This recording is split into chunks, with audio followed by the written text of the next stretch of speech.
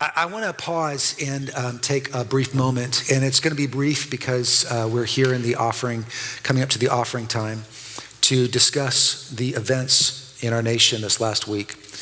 At Grace Point, we have a practice of not skirting around issues, of not ignoring issues, but of meeting them head on. And the events this last week require some sort of addressing by me. And I'm very much in process with this, and so I'm sure I'll write on this later on and talk with you more about it as the weeks and months progress. About 3 weeks ago, I was sitting at a lunch with Roy Patterson, a black pastor in the Chicago area who's a friend of mine. He's a special assistant to Moody president, and he is looking at urban church planting. And we were just discussing all of the incredible murders that are happening in the south side of Chicago. And some of them are race-related. Some of them are not race-related. They're just sin-related. And just discussing what do we do, how do we help, how do we address this? Right now we have 30 students in Compton, California. If you know anything about California and you know anything about race, Compton is a heck of a place to be. And we're going there to love on people and to pour into them and to build in that community and hopefully to be seen as a voice of love. And we're so excited for our student ministries. If you come to our church, you'll see people of a variety of ethnicities here. We have people here who are Coptic Christian Egyptians. We have Indians, South, North, Mid. We have Korean Americans, Chinese Americans. We have people from all different backgrounds, including many Black Americans, people that we love and that I love. And so I'm processing all of this and I'm hearing all of this. And then last night I was in Atlanta coming back from the funeral of my uncle, and I was in the Atlanta airport, and I'm very hyper aware right now kind of how everybody's interacting. And just had an extraordinarily good experience going out. And I'm leaning up against kind of one of the pillars, and there's another guy waiting for the flight for Midway, and kind of cool looking. I said, man, I hope the flight's going to be on time. And he's like, yeah, me too. And we struck up a conversation. And it turns out he works in the sheriff's office in DeKalb County as a black police officer, and he was looking to be interviewed there in Atlanta as well. And we had this great conversation on what's happening in the nation right now as we're seeing police officers who are being shot, and we're seeing young black men who are, by the way, young black men have been fairly targeted throughout history. We're just now getting them on video, especially with the two tragic deaths this last week. And I know all of that's all an ongoing investigation.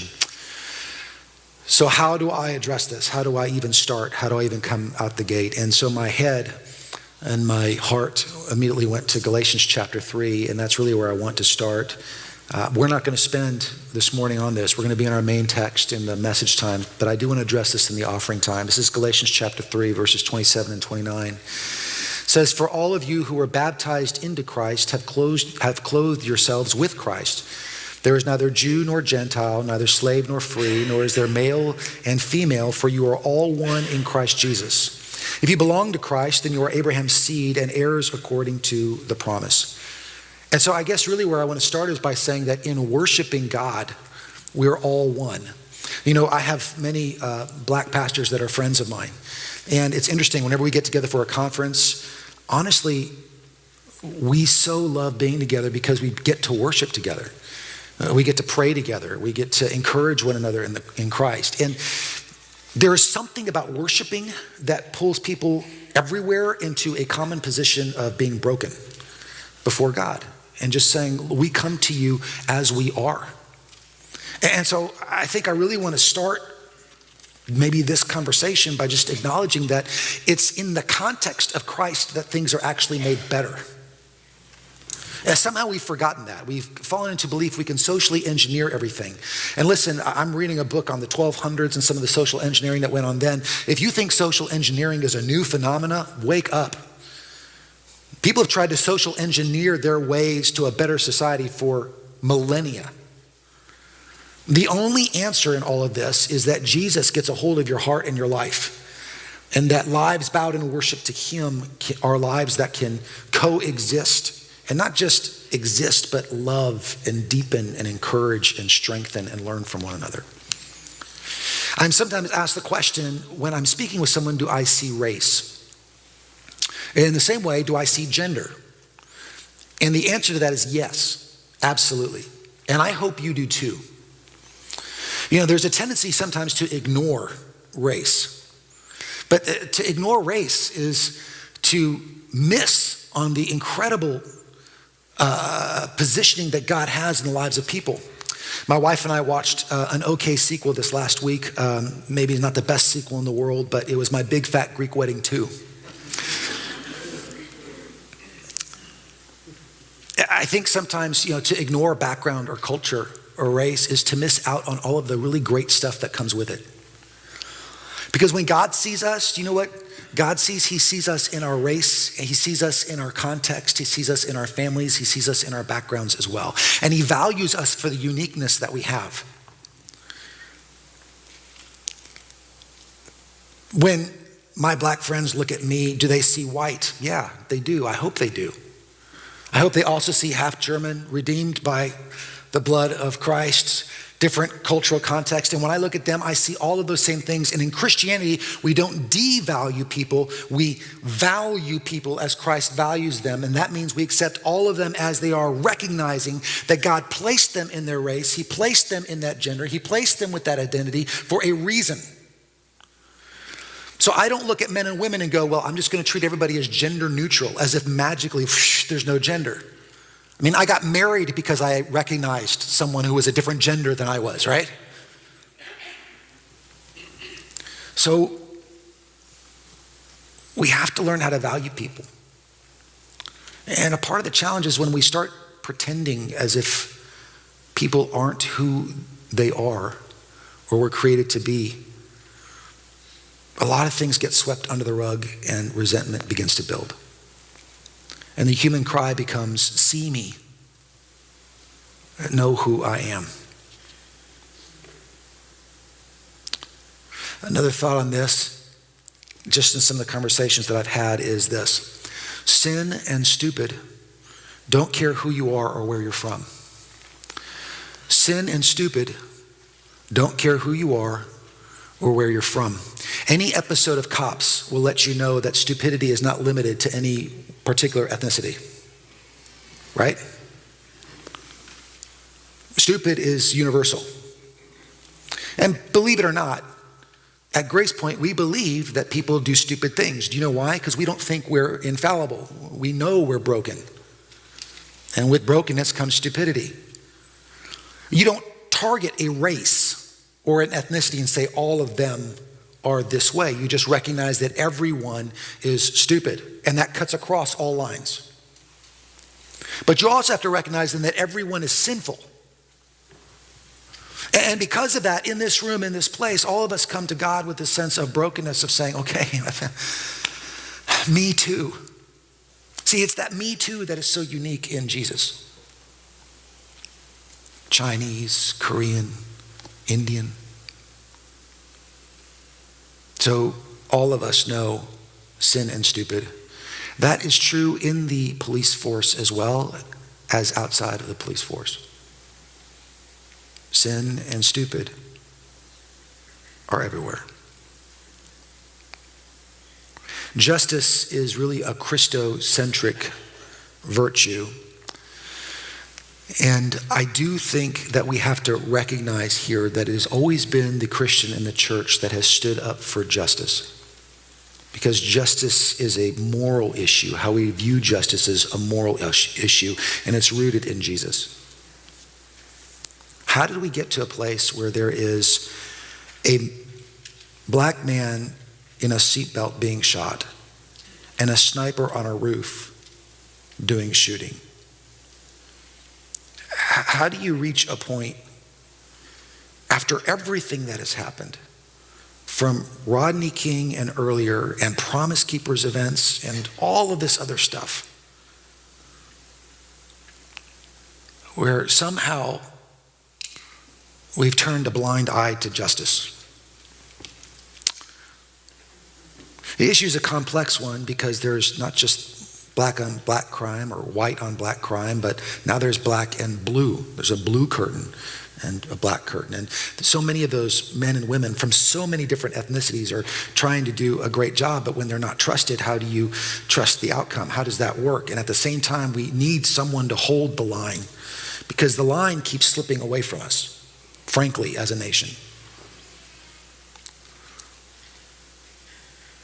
It's always been the Christian that has said, we're all broken, and because we're all broken, only a life rooted in Christ is fair, so we want to champion justice for everyone. And that means we condemn the sniper as much as we condemn the shooter or the police officer. And I understand investigations are ongoing, I get all that, but understand this, and let me just say this publicly. There has been a targeted, over the decades, issue when it comes to black males and justice-related issues in society.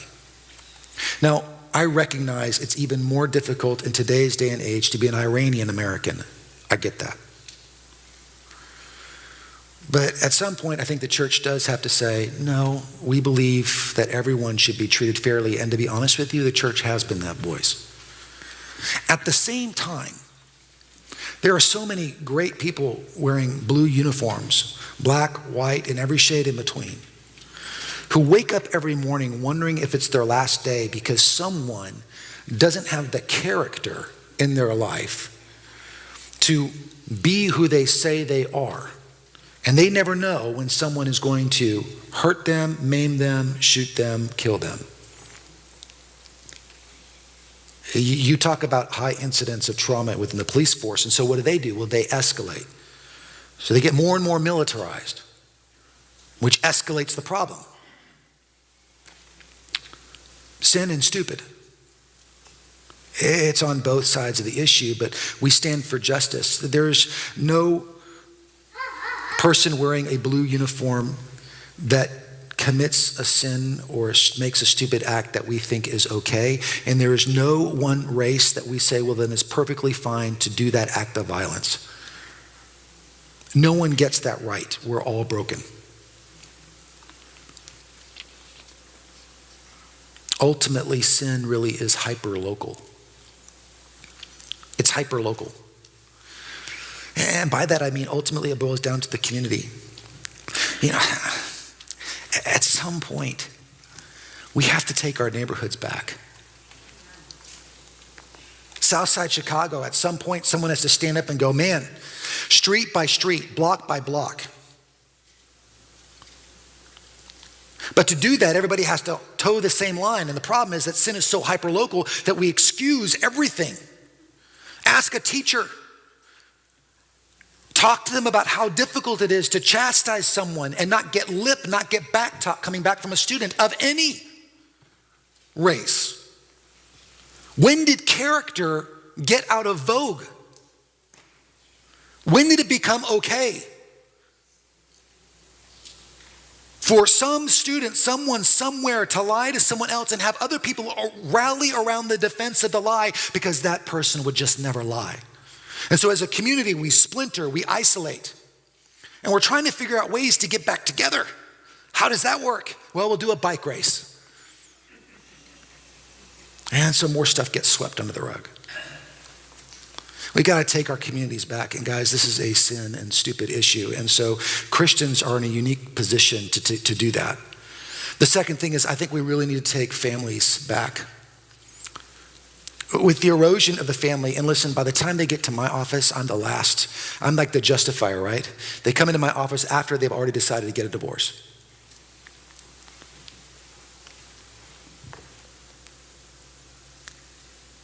And so we're seeing communities full of broken families trying to figure out how to be a community, unsure of who to trust.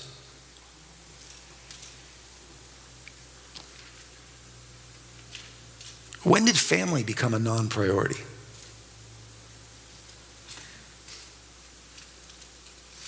Only Jesus can make that whole.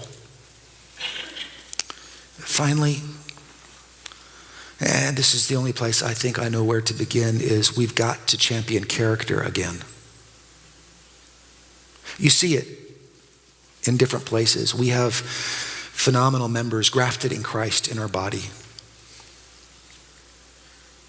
calling a lie, and truth, truth. Look up, young man.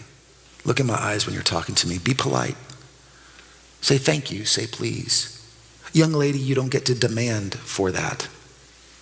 Adult man, it's not about you. It's not your latest toy. Maybe you should sacrifice your agenda for the agendas of others. Young woman, when did it become a right to go party with your friends? Thinking if I can only regain a small sliver of singleness, well, then maybe my marriage will be fine. Now, when did character stop mattering? Well, what character? In this church, it is the character that is rooted and grafted in the love of Jesus Christ, who takes broken people and makes them whole. He is the plumb line. He is the one that we champion. By championing him, we know what truth is from lie. You don't get to justify yourself, but you also don't get to justify your neighbor. I don't know what the answers are. I'm still processing all of this. But our nation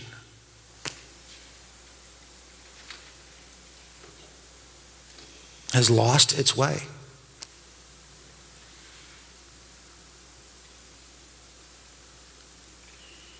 And it's up to us, Christians, to stand up and to say, Christ can redeem even this.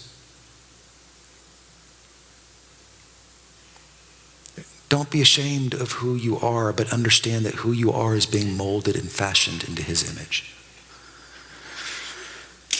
That's really what I wanted to say. I just felt this needed some addressing as your lead pastor, and thank you for indulging me to say it. We're going to continue on in worship because this is about relying on Christ, and in the message we're going to talk about some really practical things as it comes to kind of the series that we're in. We've got to do better than this.